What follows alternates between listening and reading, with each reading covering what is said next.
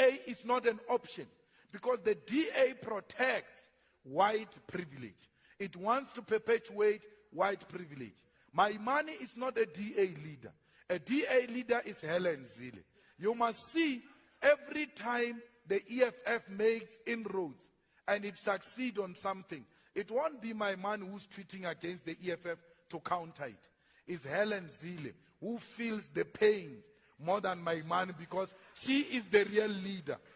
When the DA leader resigned in Eastern Cape, it is not my man who went to negotiate with the DA, with her. It was Helen Zille.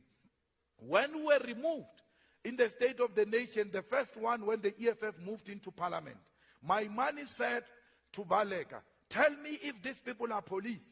If you don't tell me these people are police or they are not, we are leaving. Then Maleka said, you can leave. My money took his things and stood up. The DA caucus remained seated.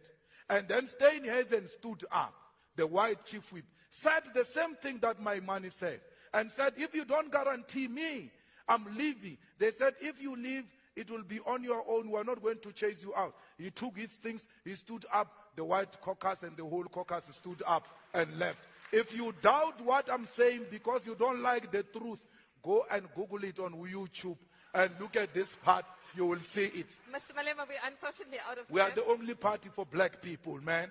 There's no any other party which can liberate black people in this country. It's only the EFF.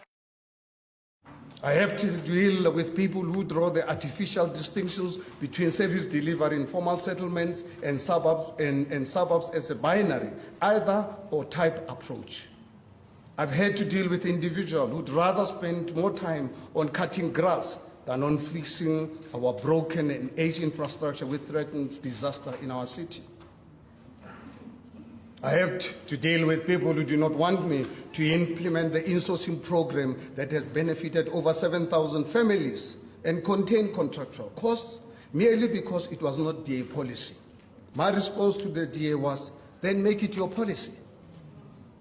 Unfortunately, it is these individuals who have triumphed at yesterday's Federal Council meeting. That is why I have no doubt whatsoever that the collapse of this governance arrangement is a foregone conclusion. It is not in my nature to wait for people to push me. I have lived my life on my terms. It is for this reason that I've called this press conference today to announce my resignation from the DA Democratic Alliance effective 27th November 2019.